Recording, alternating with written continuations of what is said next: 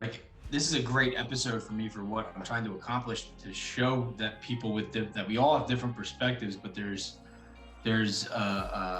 similarities in our stories, even though they would sound completely different from the outside looking in, but on an internal level, like, we're not that much different.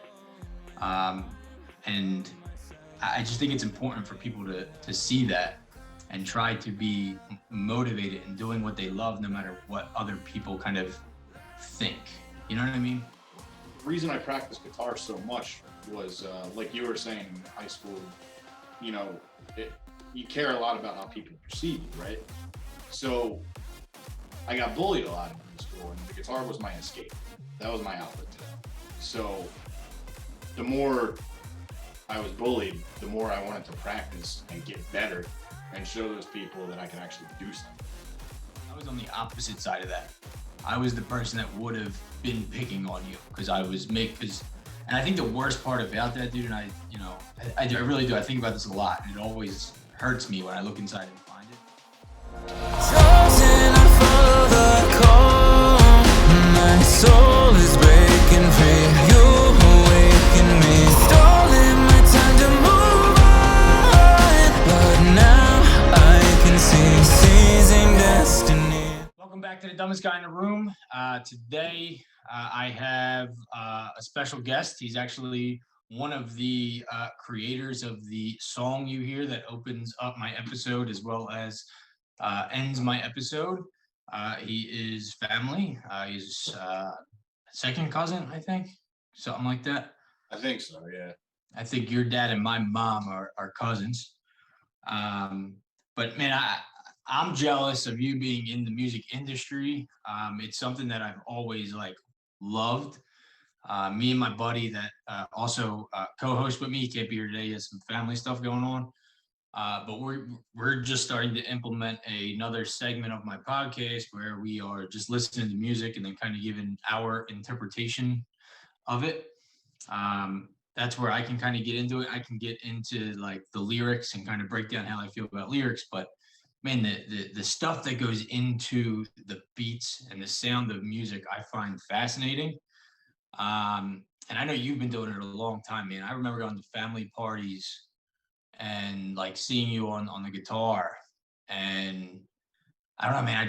I find it fascinating that people can do that. So that's enough for me, man. But tell me, like, how long have you been in music, and like what got you into music to begin with? Because you've come a long way since playing a guitar at a family party.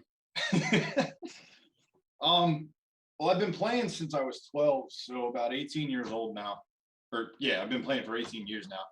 I've only been producing and working with DJs and stuff since like the first quarter, I guess, of COVID.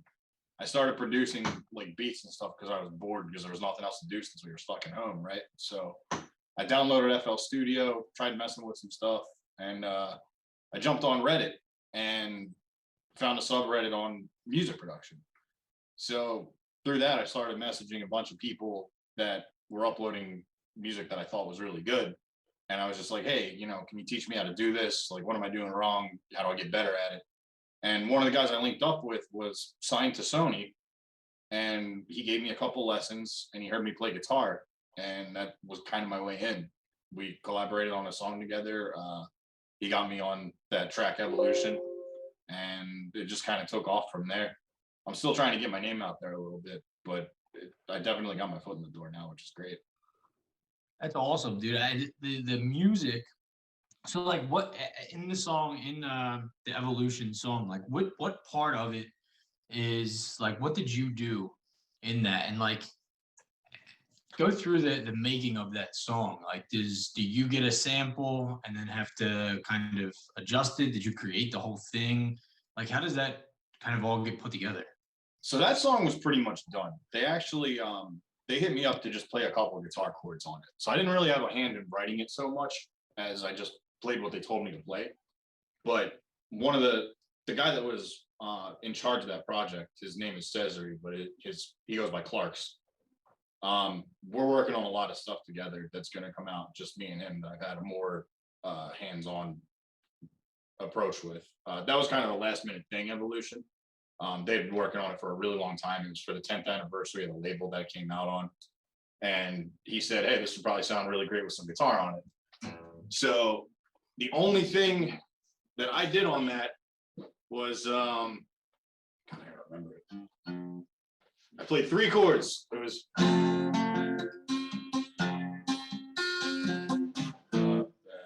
F. Yeah, okay. Sorry, it's been a while.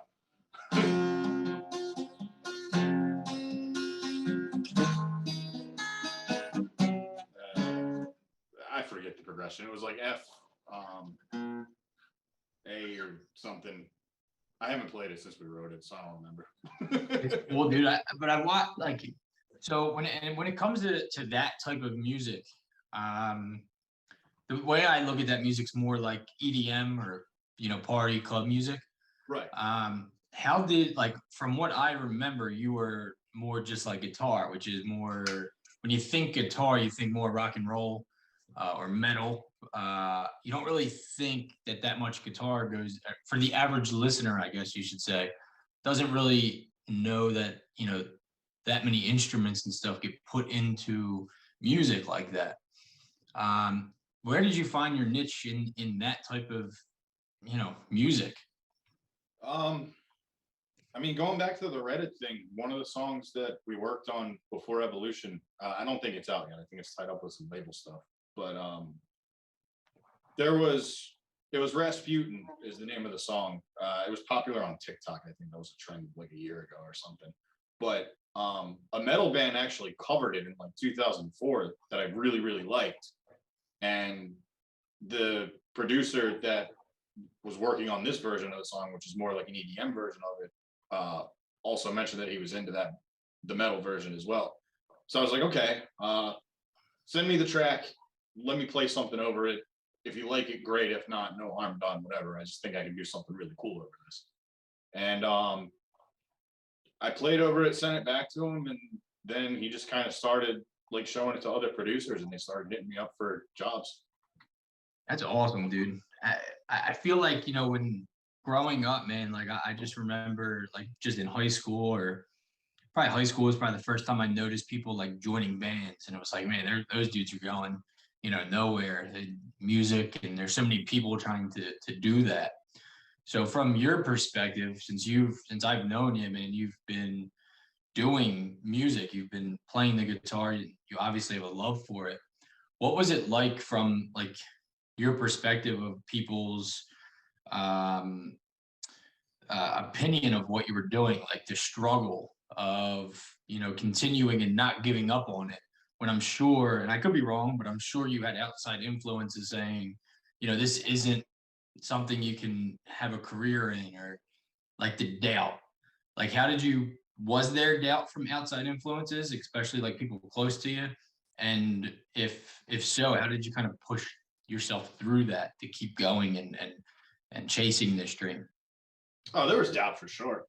I mean, almost everybody were like, yeah, it's cool you play guitar and like you're good at it, but it requires more than talent, which is true. There's a lot of luck that goes into it, and you have to know the right person.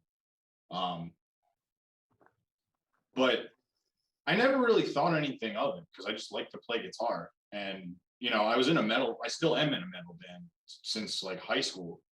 And I just kept going with that because my goal was to not like make it as a musician. It was to put an album out.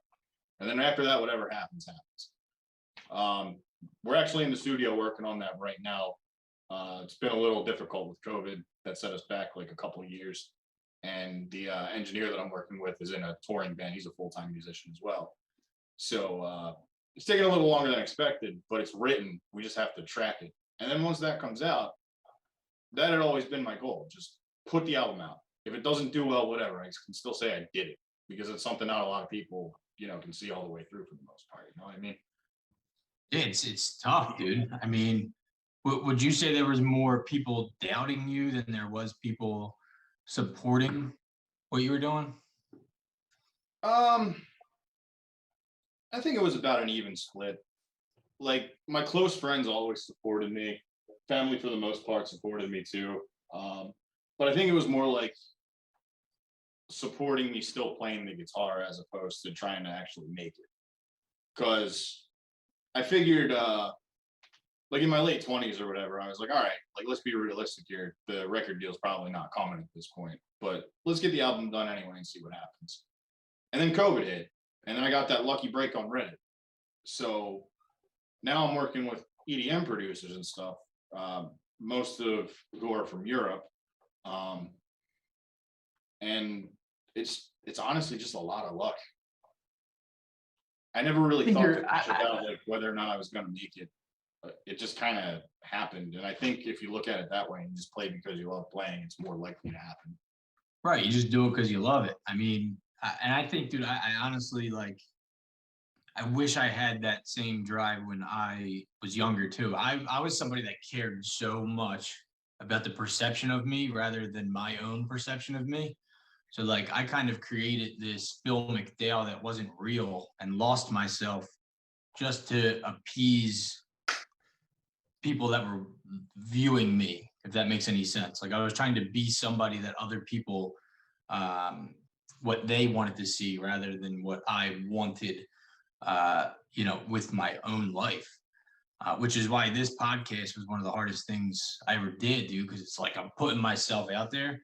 And I know for a fact the people that, were closest to me growing up and stuff, you probably watch this and make fun of me all the time. And I kind of like love it now because I'm finally able to I love talking to people. I love having conversations and learning about people's journey. And just, I don't know, it's what I love to do. And watching you come up from, again, playing instruments and playing the guitar at family parties and then still living it out today and kind of going with the flow just because you love it is, I don't know, man. I think that's awesome and, very motivating for maybe somebody that is going down the same path, that you are. And you keep bringing up that it was like a lot of luck. Now, I'm sure a little bit of luck goes into it, dude, but how many people keep seeking out those things? Like how many people would have went to Reddit and messaged people? And how many people would have seen COVID and now you can't get studio time for your record and then be like, and say, screw it. Like you just kept looking for that other door when this door closed. So maybe it was a little luck, dude, but I still think that you took responsibility in trying to find where you can go and in the right time. But with that being said, with the music, do you have any contracts or anything like that yet? So the way it works with the EDM stuff is the labels sign it by the song. So I'm not bound to any like record deal of X amount of records come out and then I'm like cut or whatever. We make the song, we submit it to the label. Label decides whether or not they want to release it, and then we decide on royalty splits from there. Okay, so the song is created and then a contract or something is created after that?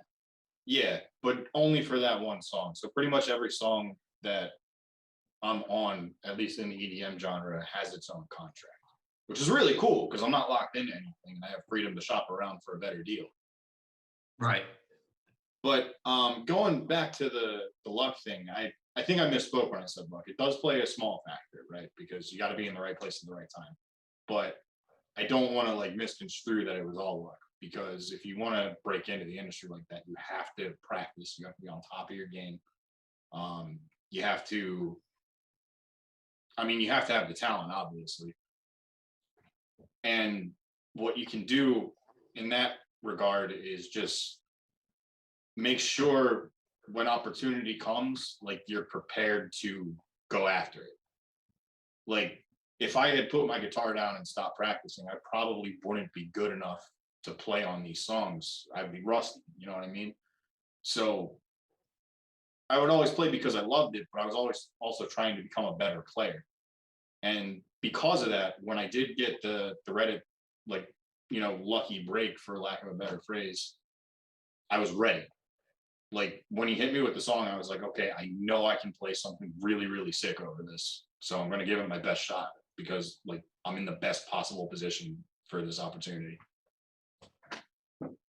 Yeah, dude, and that's what I mean. I feel like some people, I don't know, like when you're looking from the outside in, something like that happens to somebody, other people see it as, man, that was luck, that was this, because you don't see the hard work and dedication that it took to get to the point of that.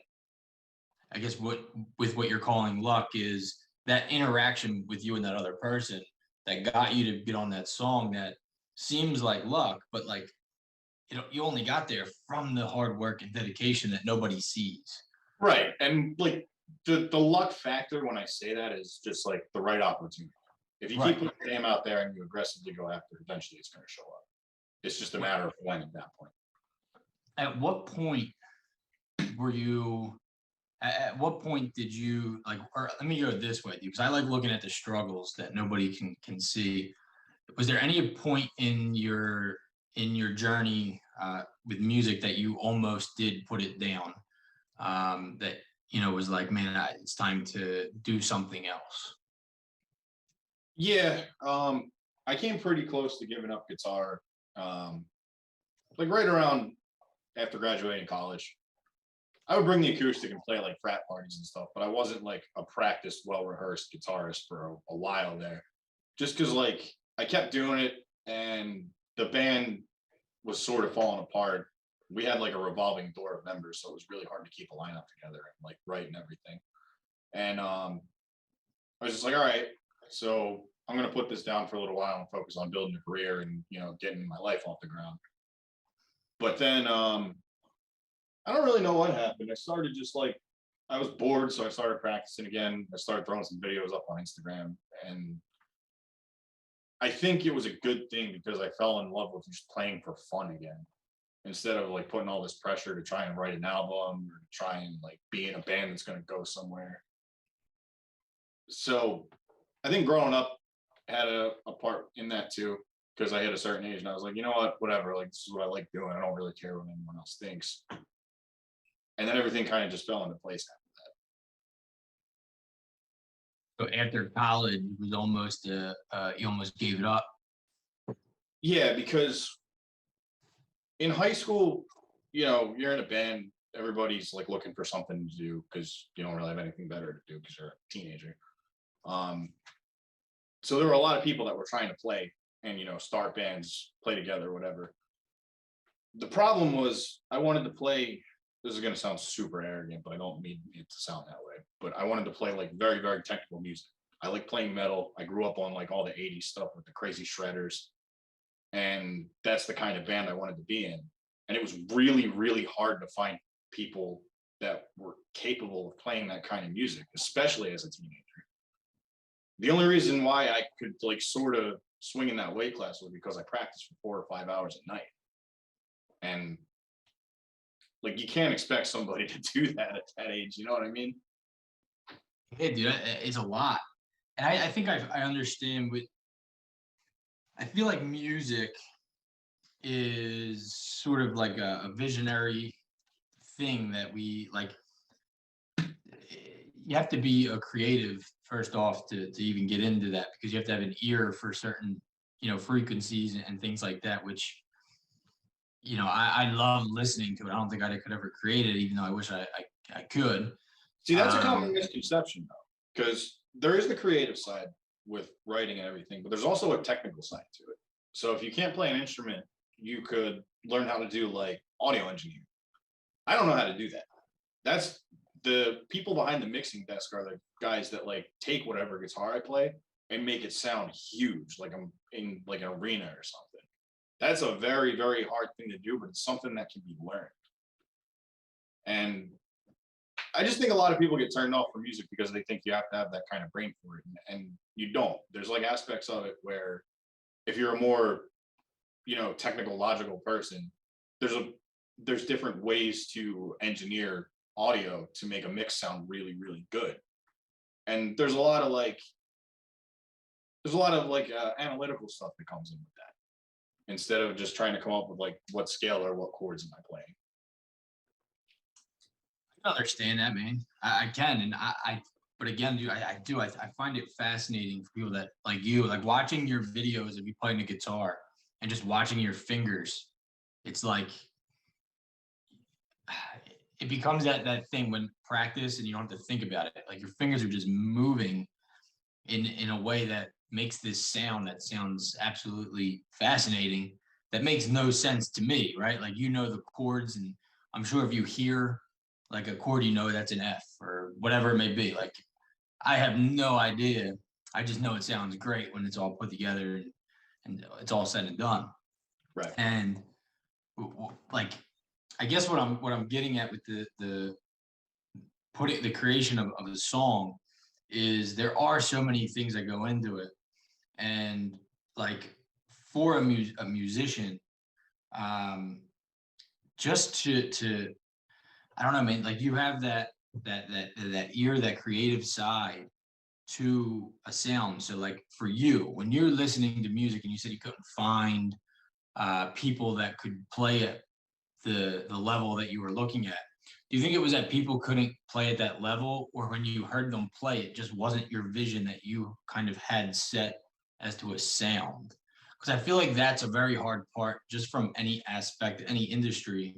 It's finding a team that has the same kind of vision as you do, and then kind of putting it all together so that you all create this sound or this song that you were kind of looking for. Does that make sense? Yeah, and it was a little bit of both. Part of it was a lot of the bands I listen to and still listen to really are from Europe, and they have a lot of their music is just not out in the States. I found this stuff on LimeWire by accident, but they're not very well-known bands, so it's kind of hard to find people that are still fans of them. And that style of music is growing in popularity over here now, which is awesome. But back then it was more I'm trying to think. Like My Chemical Romance was the real big band back then. And I wasn't really into them. I liked more like classic rock stuff and more like my favorite genre is called power metal. And it basically What? It's called power metal. Power metal. Okay. So what that is like, you ever listen to Iron Maiden? Yes. Take Iron Maiden, give them like meth, everything's like way faster, and it has like symphonic instruments layered on top of it and all that stuff. The vocalists are usually like classically trained in opera, that kind of stuff. It's pretty much modern classical music with guitars and drums, and Okay. it's very, very, very difficult to play. Like I can't even play some of that stuff still. And back then, that was the kind of band I was trying to form. So it was a little bit of both, because the vision wasn't there, just because like nobody knew what I was talking about really for the most part. And two, like when you're 15 years old, you want to play like Blink 182 and not like 50,000 notes per second. You know what I mean? Right. The reason I practiced guitar so much was like you were saying in high school, you care a lot about how people perceive you, right? So I got bullied a lot in high school, and the guitar was my escape. That was my outlet to that. So the more I was bullied, the more I wanted to practice and get better and show those people that I could actually do something with it. So I think, like, to an extent, I was like the outlier at that age, because that was pretty much all I did was just play guitar. So finding people that want to play that kind of music was a little difficult, because they couldn't play that style of music. Especially like growing up where, because I mean, dude, our generation's probably, and you're like 30, right? I think, pretty sure we're on the same age. Yep. So our generation was like the first generation that had the internet, growing up, but it still wasn't really established yet. It was still kind of on a smaller scale of reach, like MySpace, and it was still more community based, not global reach. So I guess, like, thinking about it, like you just said, you found all these people on Reddit and able to reach out to people in Europe, where they had that music. Like when we were in high school, dude, you would have had to found one of the 5,000 people in your community, that like that kind of music too, which had to be, not the easiest thing to do, especially if you were bullied because, I mean, I couldn't imagine living like that, dude. And I feel like that's what was my fear because I was on the opposite side of that. I was the person that would have been picking on you because I was and I think the worst part about that, dude, and I really do. I think about this a lot, and it always hurts me when I look inside and find it. All that was me making myself feel better. So I'd Right. push other people down, not recognizing that I was more hurt probably than, you know what I mean? Like I was just wanting to make myself feel better because I felt like shit. So I'd make fun of somebody else. But that's because Right. other people around me would do it to me. But I never felt like bullied, I guess. But I do feel like the people that were bullied, man, like you guys would be pushed into this shell almost. So it's hard to be yourself around because you're afraid to express yourself and talk to people because of the fear of getting, bullied. How did you overcome that, dude? Like, how did you get out of that shell? Was it during high school, college? Like, what was it that? It was college, and the biggest thing that I can attribute to that is joining a fraternity. Straight up. Did they like accept? Did you feel? Was that like the first time you felt accepted, or?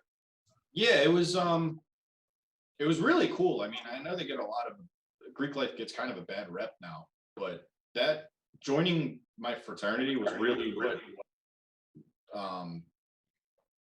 kind of put me on track to come out of my shell and just be okay with who I am as like musician, person, whatever. They kind of just teach you to not give a shit, which is really cool because I didn't really know how to do that until I joined. But part of that process is like learning how to be more confident in yourself. And that was the catalyst, I think, for sure. I can see that, man. It's honestly kind of strange when I think about it with you talking like that because me being somebody that would bully kids, you being somebody that was bullied, kind of had the same path of needing to find ourselves and the confidence in ourselves to be ourselves, even though we came from two different sides of that high school group. You know what I mean? Right.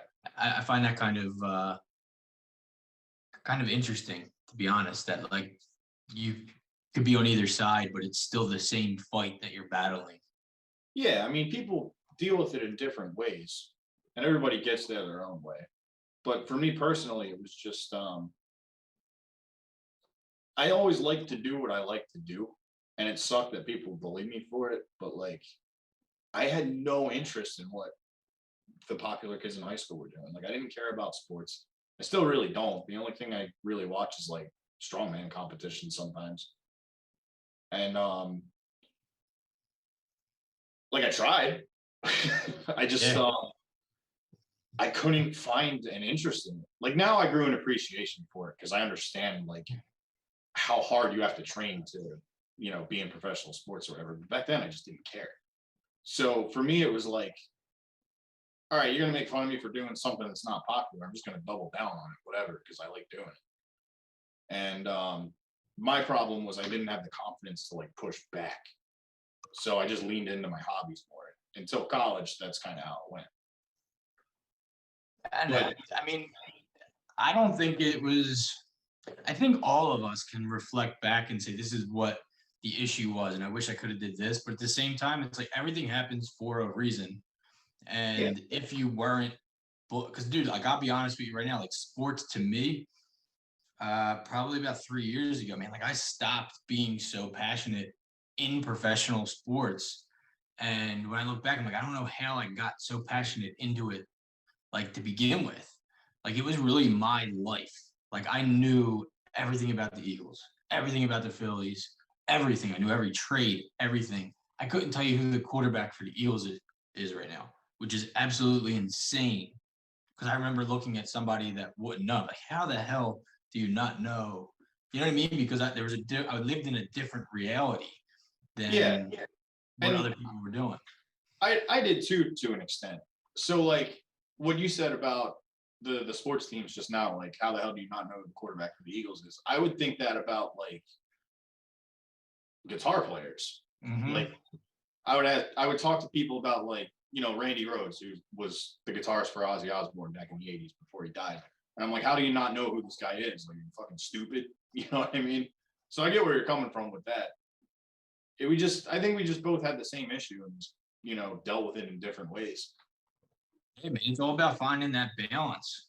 Like once you can find that balance between being you and really being you, and finding a balance between that like anger, because that's what I was. I was an angry human being. Like I think like I'm kind of jealous of people that got bullied a little bit just because of the fact of like instead of going in, I shouldn't say jealous, but like I went down a route of alcoholism and drugs quickly because I needed to drain out all of the bad shit that I was doing to not necessarily other people, but to myself. Like the person I was becoming, I did not want to be awake to listen to it. You know what I mean?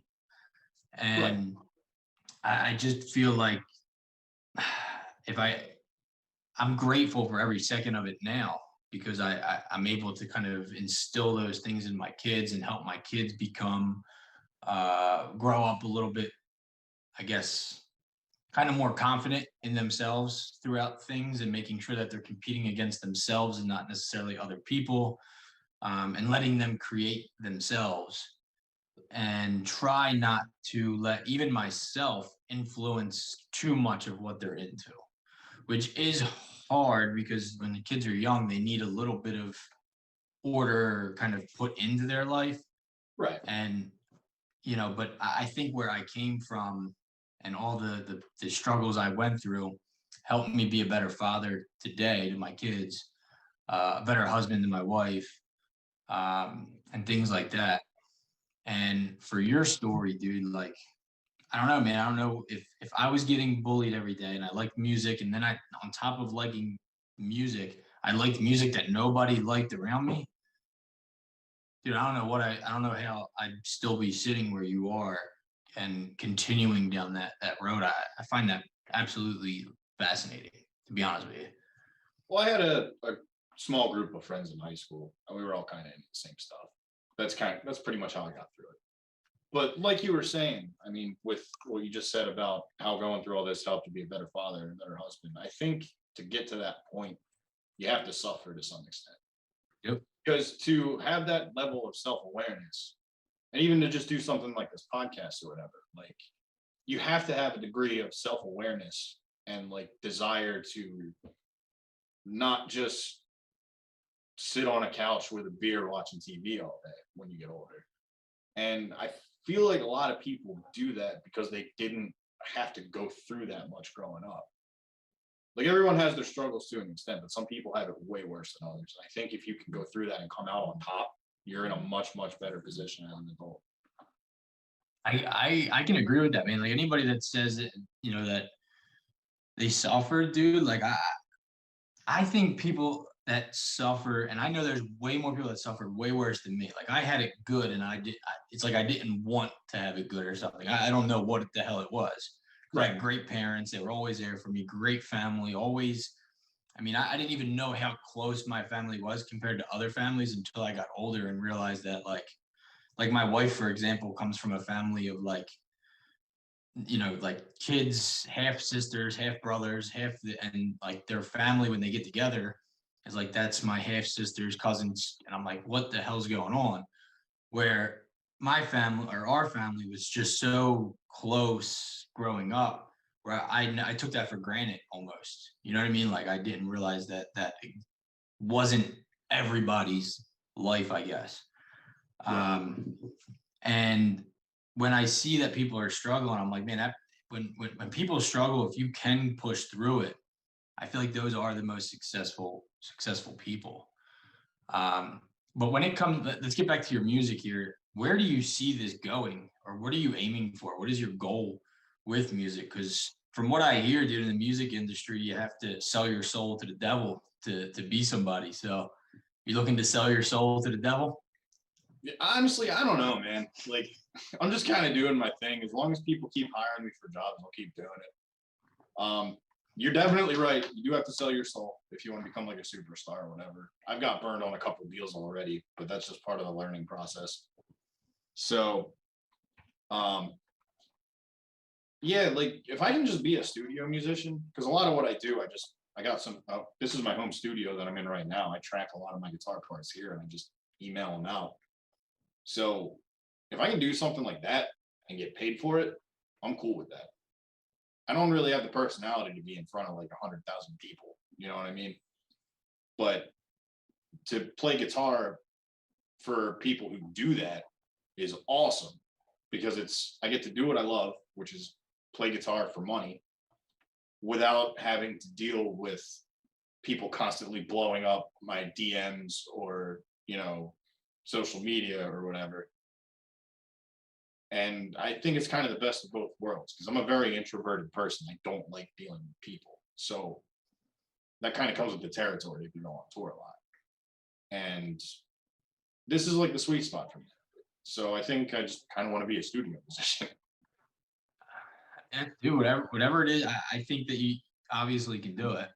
Like I said, man, I watched a lot of your things on your Facebook and Instagram when you post, and just watching that, is absolutely insane to me. But like when you say you're introverted, first off, dude, is like you don't sound it right now. You're having a great conversation. You're able to kind of speak your mind. I feel like most people that are introverted can't speak like that. So That's you're a lot obviously of practice. Yeah, it does, dude. Trust me, it definitely does take practice.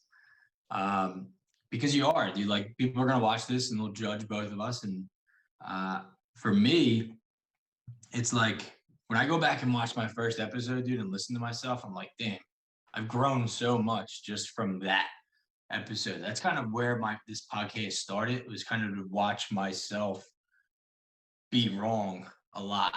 You know what I mean? Like I watch them, like I was wrong in so many things I said, and to kind of point out how like this is a great episode for me for what I'm trying to accomplish, to show that people that we all have different perspectives, but there's similarities in our stories, even though they would sound completely different from the outside looking in, but on an internal level, like we're not that much different. And I just think it's important for people to see that and try to be motivated in doing what they love, no matter what other people kind of think. You know what I mean? Yeah, and I agree with that. And that goes back to the self-awareness thing that we were talking about, right? Because you and I are both real big on Jordan Peterson and Love Jordan. Rules for Life. That was also another one of the catalysts that helped me become a much more confident person. But I guess what I'm trying to say is like you kind of took the teachings from that book and like not only applied them, but like you have that degree of self-awareness where you're like, all right, I want to look back and watch this and see how can I improve from it instead of being hard on yourself and judging about it, which is good because a lot of people don't like. There's probably for every podcast that has consistent like video output like yours, there's probably like thousands that did one episode and they're like, man, I sound really stupid. I'm gonna stop. You know what I mean? That's the truth, bro. Let me tell you, man, when I first, it goes for your music too, though, right? Like you have to, dude, I think I recorded probably 30 episodes and never put them out, dude, because I was like, this sounds so dumb. That's how terrible. It was with my band did an EP and it's like on YouTube and it was from 2010. We sound like shit. But you put it out, right? Yeah, but it's out. But like, it's just like you looking back on the first episode of your podcast. I look at that and I'm like, man, I have come so far since then. Yep. There's, I don't know if it's still up there, but the first gig that I ever played was for my high school talent show. And we did a cover of Crazy Train. And the absolute worst possible thing in the middle of that song could have happened. I was trying to sing it and I was still going through puberty. So my vocal cords hadn't settled yet and my voice cracked. And I was like, God, this sucks. I could only imagine that, dude. I think my voice cracked by in like third grade when my beard popped out. But that's the truth, dude. I feel like I've been, I don't know. I feel like I've had a deep voice and beard forever, but that had to suck, bro. I couldn't imagine it. How many people were in that crowd? Probably like half the auditorium was full. And I bet most people probably didn't even hear it. Do you think? Like Oh you no, heard they it. did. They made They heard it. It was that bad. Yeah. because I went for the high note, and I was not a good singer back then, so I was like, all right, I'm just gonna go for it, and I didn't get it. But that's But you actually went not the for it, worst man. thing that's ever happened when I was playing a gig. It was really the worst thing that ever happened was in 13. We were playing a gig outdoors, and I had a wireless system for my guitar, so I could like move around more without being tethered to the cable. And one of our songs had a really, really long solo in the middle of it. So normally what I would do is for that solo, I would jump off the stage and go into the crowd. So they had one of those like trailer stages that's like fucking like 6 feet off the ground. And I was like, all right, I'm gonna do this. It's gonna be fine. And then I jumped off and I ate dirt. Oh man, that had to. Did you keep going? Yeah. Yeah, you have to, right?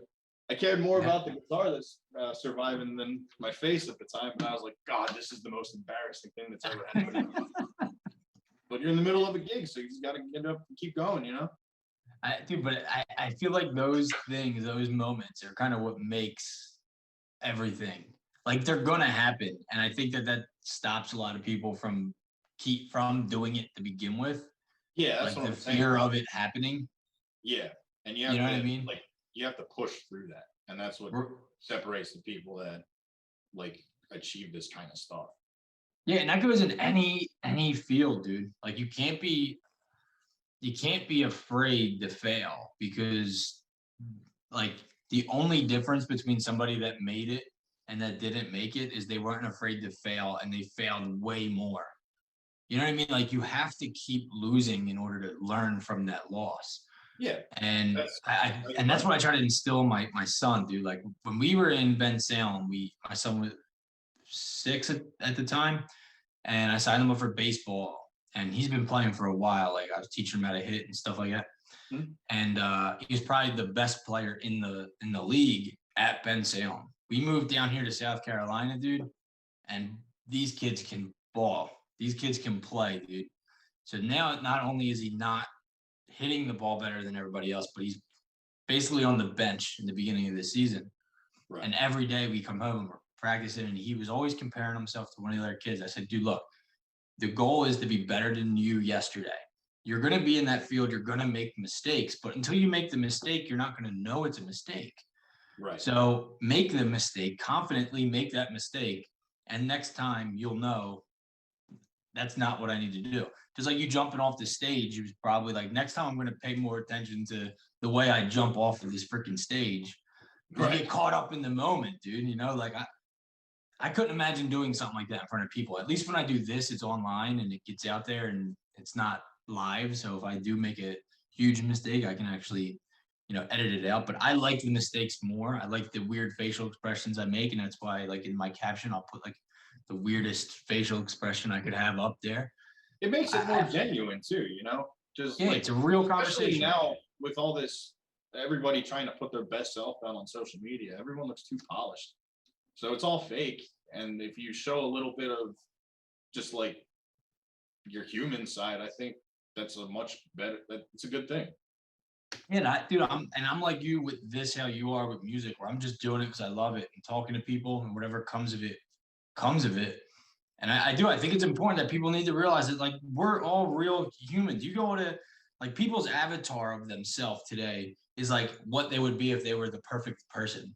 Right? Like, you don't see anything bad about their life. And if you do, it's somebody doing the same thing as looking very good. They're still looking for attention and you only see bad. So it's like, where's the middle ground in that and see everything about their life? It just doesn't exist in social media. Right. You either see the best of this person's life or the worst of the worst. And it's like, why can't we all just realize that we're all going through the human experience? Like, you know what I mean? Like, we're all going through shit. We all get to experience happiness. Nobody's always happy. Right. I don't know if you are. That's what I'm saying. I think, like, the fact that you don't edit out the mistakes or whatever, or like the fact that after I ate dirt, I got back up and kept playing. I think people appreciate that more. Oh, they do. They're like, oh, this person's not trying to put like a picture perfect version of themselves out Yeah, what you see now of me, dude, you get. And I'm pretty honest with my life at this point. Like Jordan Peterson, dude, has probably been. I'm glad you brought him up because he's probably one of the biggest influences for me. And I don't know how I found him or any of that, dude, but I did. Yeah. And he changed my life so much that I don't understand the criticism of all the criticism he gets and negativity. It's like blows my mind. Because Dude, if you do listen to them and follow those things, and what I liked the most that you said was actually applying these things. Because right. some people, like, do you ever see the book The Secret, and it's all about manifestation, and if you think this, you'll get it. It's like that's partially true, Right. right? To me, but there's no action. Right. You need to do, right? And Yeah. that's where when you said this is luck coming up, that's where I'm like, yeah, maybe, but you put the action in to even get to that point where most people don't put that action in. They're sitting there waiting for it to pop up. And it's like you Right. need to put the action in. That's what I was trying to say. Like the luck, there is a luck factor into it, but there's a lot you can do to put yourself in a position where that's more likely to happen. Do you think it's easier now in the music industry than it was in the past? Because I see a lot of like independent artists. Yeah. Dude, you don't even need a label now. If you have a good marketer or if you know how to market, which I personally don't because it involves a lot of social media stuff and that's just over my head. But if you know how to like make videos that get a lot of engagement on whatever platform you're doing, you'll blow up. There's people like Chance the Rapper. Yeah, He's not signed. right. He's completely independent. He's huge. So, the invention of the internet and being able to do all this stuff digitally, like opened up a lot of doors because you don't have to, be in front of a label scout or whatever. It's made it harder because, the market for it's very saturated now. So you have to do something to really stand out. And on top of that, what was the other point I was going to make? Oh, if you do go to a label, because the one thing that labels have over the independent musician is distribution. That's their primary thing now. But if you go to a label, they expect you to have a fan base already. So it's like a double-edged sword. But it does. I think it makes things a lot easier because you can collaborate with people overseas without having to actually ever meet them. I mean, I've worked with a guy in the Netherlands who I've never met. That guy Clark's is from Poland. We met up in person just completely by chance because he's in New York for the next couple of weeks and I drove up there to see him. But prior to that, like we were just, working over Discord.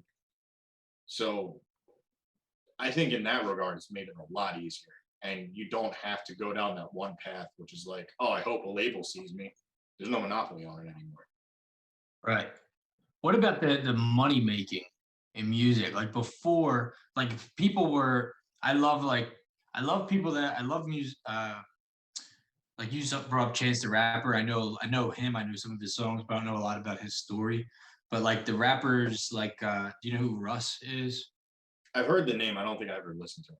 So he's also independent, but he makes his own beats and he raps to them. So he does everything kind of himself, puts it together and puts it out, which I find extremely fascinating. Kind of like a Kanye, where he makes his own beats and then can rap on it. But like Kanye got all this pushback because he came out with. Did you see that new thing? He like his new album came out on a music player, and it's only really? on that. Yeah, and it mixes like you can mix in real time. That's sick. It's really cool, dude. But he got a lot of hate from it because it's not on like YouTube. It's not on Spotify. Like you have to buy this player. Right. And when I'm looking at it, I'm like, well, if you think about it, what was the difference between that and what we used to do back in the day is buy tapes and CDs, and you couldn't just take the music basically for free. Right. So like I feel like he did that in a way. It's called a stem player. That's what it's called. It came out. It's STEM player. Right. So a stem is just an isolated track of whatever instrument you're trying to mix at that time. That's what allows you to mix it in real time. So like he'll have the stem of like the kick drum, the stem of the snare. Those are completely separate things, and you turn a knob, and that changes how they sound. Yeah, and that's what he had. It's called a stem player. That's what his album's on. And it has these 4 things that if you like touch and move, it actually changes his music, his songs Right. on the album. But people were giving him hate, like, why would we buy this thing just to listen to your music? I was like, well, that's what we used to do. We used to buy your album and you'd only get that album. So when it comes to making money now in the music industry, like, what's that look like? Is it harder to make money? Is it easier? Is it more like advertisements? And like, where's So that coming from? this is the part where I'm going to say something that most people probably aren't going to want to hear, which is in the music industry, unless you're a superstar like Kanye or somebody on that level, you're not going to make a lot of money. I make some off of this. It's not my primary source of income, though. I trade cryptocurrency full time to pay the bills. So you can get to a point where it can be, but the grind to get there is way harder than it used to be. Because if you release an album, the label is basically going to take pretty much all the sales money from that. You're going to make your money from playing shows. You're going to make your money from selling merch. You're going to make your money from doing like meet and greets. There's other ways to do it too. Like if you're a guitar player or you play an instrument, there's a lot of money that comes from endorsements. So if you're in a big enough band, like let's say I only play Jackson guitars just because they're my favorite brand. But if Jackson were to endorse me, I would get money from them, basically to have my face on their ads or whatever. And if you're really big, they'll make a signature guitar for you that you get a cut of. But like if you can put your name on a piece of gear, there's a lot of money to be made in that. Or if you're a producer, Go ahead. I'm sorry. or if you're a producer like Kanye, you can release what are called sample packs. So there's this website called Splice that I get a lot of my samples from to make music with. Those packs are up there, so you can download them. You pay like a monthly subscription fee. If you have a pack of samples that you created, you get a cut of that. So there's other ways to do it. Like you can make money in it, but it's a lot more of like, you can't just be a guitar player anymore. If you want to like self-release, you have to be a guitar player. You have to be an audio engineer. You have to, or like same thing if you're a rapper. Like you need to surround yourself with somebody who's really good at making beats, or you have to learn to make them yourself, and then figure out a way to profit off that, like making sample packs or whatever. It did kind of change the way the money came in, but I like that you brought up crypto. So that's what you do. That's how you make your money. Yep. Really? I got my charts pulled up on my other monitor right now, actually. So I got pretty big into crypto. I made a good amount of money off of the popular ones, like Dogecoin and stuff like that. But I met a guy at work, and because I for a living I do like investment and financial planning as well as sell insurance. So I was talking to him about retirement, and I think my downfall when I got into the financial planning was that when Bitcoin was out back then, financial advisors don't make money off that. So we would hype it up that it was bad, right? Like the bad investment, not going to work. So it was instilled in me that this is not a good investment, when in fact, if I did it, could have made thousands and thousands of dollars. But this guy I met, dude, I started talking about mutual funds, and he's like, dude, I don't do that. I all crypto. And he got me, and I did this thing. I never heard of it before. Sacrificing. Do you know what sacrificing is? Nah, what's that? So you basically, do you ever hear of Pulse X? Yeah, I know what Pulse Chain is. Yeah. So Pulse Chain, he started talking to me about this, and he's like, if you sacrifice Ethereum to later when they airdrop this Pulse X to you. So you buy it basically before it's out. I know what that is then. I know what you're talking about. So I did that, and I'm waiting for this airdrop, but I'm like, I never heard of this before. I'm like, I'm just going to throw a couple $100, see what the hell happens, because I didn't listen when somebody told me about these other things. And I was like, I'm going to listen to this guy. He seems like he knows what he's talking about. But how long have you been on crypto, dude? Since like October. It really hasn't been that long. But and what got you into that? One of the guys that mentored me at my old job actually became like a multimillionaire off of it. And not just because he bought into something and it took off. Like he actually trades it like a stock. But the difference between cryptos and traditional stocks is like you can make 25, 30% in a day, like every day consistently, versus like, oh, I'm going to buy Apple and then wait like 5 years. You know what I mean? Mm-hmm. So there's money to be made with it for sure. But you got to be careful about the asset you invest in because there's a lot of scam projects out there. I think Pulse Chain is a very solid project if they actually do what they say they're going to do. Right. That's kind of where I'm at. Like I didn't put too much into it because again, the skepticism of all the bad things that are out there. Yeah. But I don't know, dude. Every time I learn something new about it, I'm like, sacrifice, dude. I don't like that word, sacrificing money. First off, doesn't sound like a good word to when you're talking about making money when you're sacrificing it. The best way to do it, man, honestly, is like, especially if you're in finance, just learn some technical analysis and trade the charts. And dude, it's crazy because I got my little brother Greg. Dude, he sends me stuff all the time now. I got him into it and taught him kind of the basics, and now the dude day trades all the time. Yeah, and he probably knows more than me because I don't have the time to sit there and do that. I'm more in the long-term planning for people. So for me to sit there and go through stocks and day trades and the analytics of, all the different algorithms you can use to see when something's coming up or coming down, I just don't have the time to do that anymore. Right. But I taught my little brother the basics, and that dude texts me all the time. He's like, yo, did you get this? Did you get that? I'm like, dude, why don't I just give you some money and you do it for me? Good for him. I mean, it's that's awesome. What I'm doing too. Like it took a little bit of time to learn because there's definitely a learning curve to it, but the amount of money you can make is worth it. Like it's insane. So basically is that where you're making most of your money right now? Not really with music? Yeah, for the most part.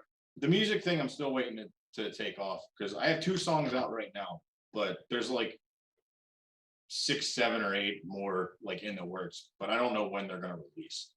So I can't really wait on that kind of income. Evolution. So you get paid when it releases? Yeah. So depending on the track, I get paid one of 2 ways. If I'm working with the artist and I have to actually write my parts, we usually do a royalty split if I think the song is going to do well. Typically, before we agree on anything, I'll check out their Spotify, see how many plays they're going to get. If it's like their top song has like 50,000, not really a whole lot. So I'll charge a flat rate because like that would be more than the royalty money coming. But if like with Clark's, his songs average like 15 million plays on Spotify. Yeah. So if we collaborate on something, we'll do a royalty split. So it really just depends on what I'm doing, how well I think the song is going to do. And yeah, it's pretty much just up to that. All right, man. Well, dude, I enjoyed the conversation, brother. Tell people where they can find your music and what you got coming out. So I dropped a song, I think 2 weeks ago now. Yeah, the 15th. So 2 weeks ago, I worked with a producer. His name's Anthem. We dropped a song on Spotify called Just a Game. It's got a really sick guitar solo in it. I'm super proud of it. That's the one that I'm pushing right now. There's, like I said, me and Clark's have been working on a lot of stuff that's probably going to come out over the next 6 months to a year. And I'm actually going back to New York next weekend to work with him on some more stuff. So just keep an eye out for that. And whenever I get this record done for my band, that'll be out too, but I don't really have a date on it. So most of your stuff they can find on Spotify. Is there something do you have a username or? Yeah, it's just Mike Hunsicker right now. So do you want me to post the link or how's that work? Hey, just send me the link. I'll put it on the video for you. All right. Cool. I'll have it come up and I'll put it in the comments below. All right. Awesome. All right, brother. Yeah, dude, I really enjoyed it, man. Good luck with everything. I hope everything takes off for you. Just keep doing what you're doing, my man. And if you like this video, like, subscribe. Make sure you check out Mike on Spotify. And thanks for watching. Yeah, this Thanks, was brother. great, man. Thanks for having me. Yeah, dude. It's fun, man.